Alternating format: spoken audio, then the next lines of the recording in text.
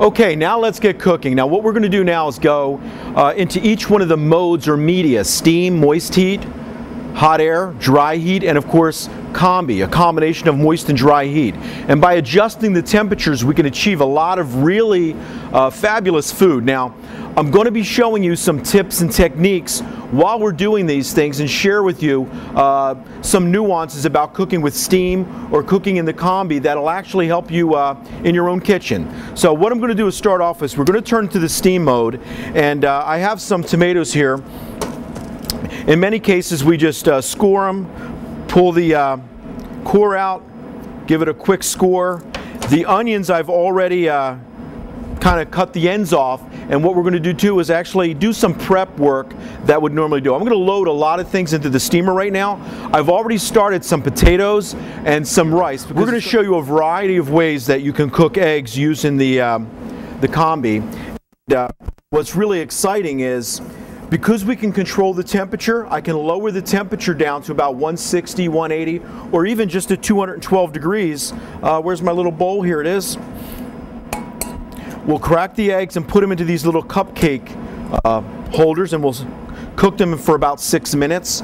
Now, I learned a lot of little tricks from you school folks out in the field, whereas I was showing you how to do hard-boiled eggs, and you turned around and said, look, if you crack the eggs right into the hotel pan and steam the hotel pan, you don't have to peel the eggs a little bit later.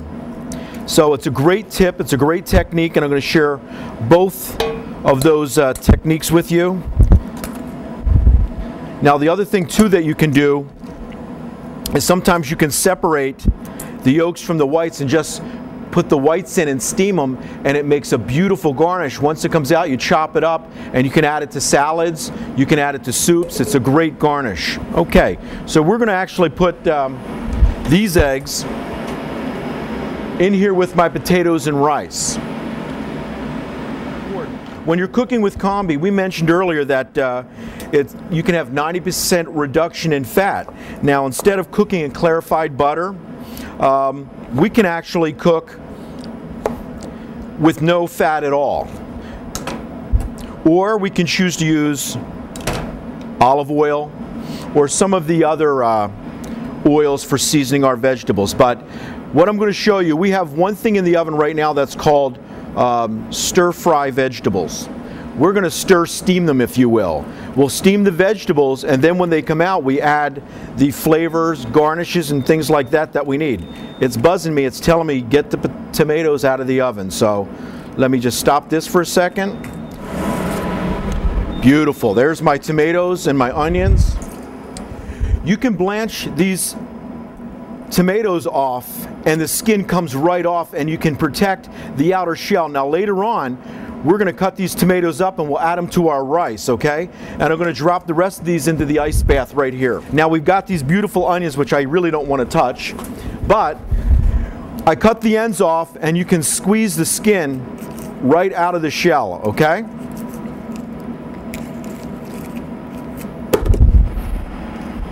And you can really do about a 50-pound bag in probably about 5-6 minutes. One of the things that we did in the BCX steamer is that we cooked some shrimp alongside of some apples and some salmon. Now I could add a little bit of cinnamon sugar to my apples, but the beautiful thing about the reason I did this is really to show you that there's no flavor transfer when you're steaming, okay? Now, we're going to get the other vegetables out in just a moment, but one of the things that I wanted to show you is, whether it's zucchini or yellow squash, I kind of cut the pulp out because when I steam it, it doesn't taste as good. So that's a personal habit for me. I like it. I don't think it's as bitter. And then we just cut these up, and we'll put it with the zucchini.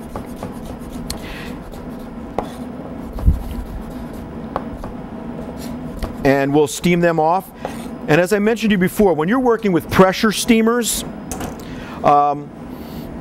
you literally have to wait till it's done and then release the pressure.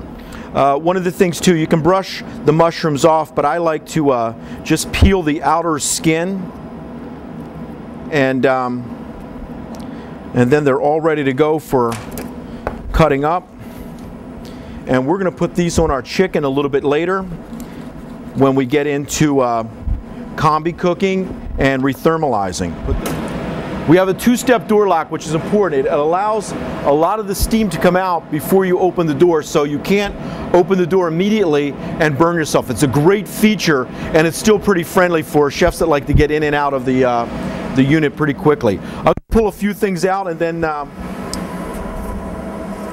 we'll load our mushrooms. We got some beautiful frozen vegetables. They're all ready to go. You can see it cooks pretty quickly. In about 10 minutes, you can have 350 portions of steamed product ready to serve. Okay? Our green beans, I want to talk to you about that in just a moment. I'm going to fire these guys in. My broccoli. Now, I could blanch this in ice water and serve it. Saute it later.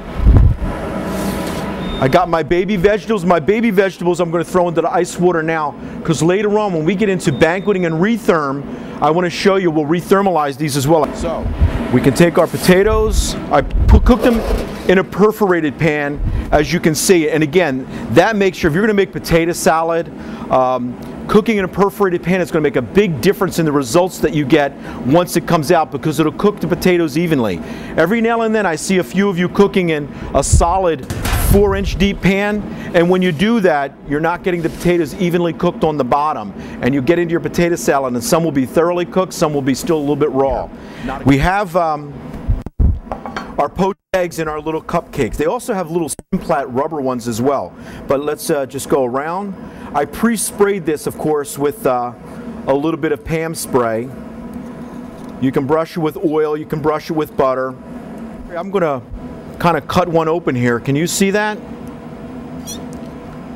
Perfectly cooked, 4-6 minute egg, whatever you want. You can cook them right in the containers. Okay. Now, for egg salad, all right? Again, we can actually pull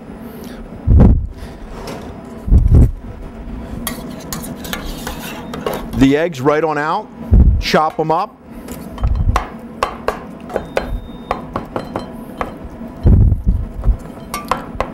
Oh.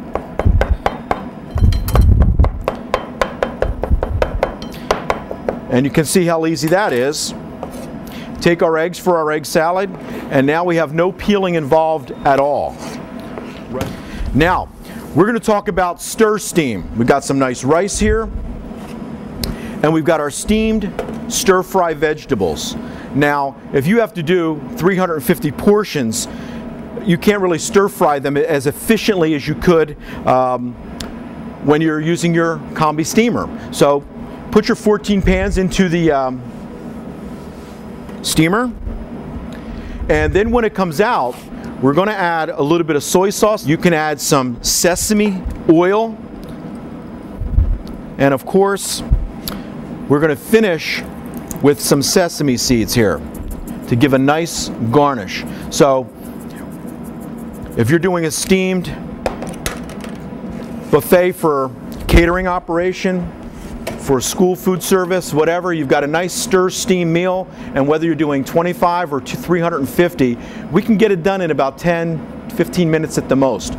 Real simple dish, and it makes a lot of sense, okay? I'm going to just set that right there. Now, the other thing that we talked about, we can take some traditional things that have been done in the past. You know, we talked about green beans Amandine. Instead of blanching your green beans and then sauteing them in clarified butter and then finishing them with your toasted almonds, we just steam them. We can add hazelnut oil, in this case, a little olive oil, our toasted shaved almonds, and we've got green beans Amandine, very healthy. Steam, all the nutrients that we steamed are still in the green beans. Great looking dish. Okay. Now our rice dish, of course, perfect with our stir steam, and with our rice dish, normally we can add some sausage, add the shrimp, some of the frozen vegetables, mix it all up, and we've got a great little dish to serve anybody. So you can see how quickly steaming in the steam mode works.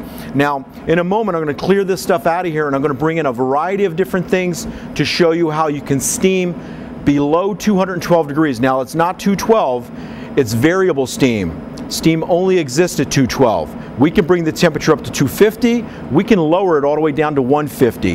And when we start cooking some foods at 150, I want you to see what they're going to involve. So I'm going to move this stuff out of here. We're going to bring in the foods for low temperature steaming, and we'll start steaming, okay?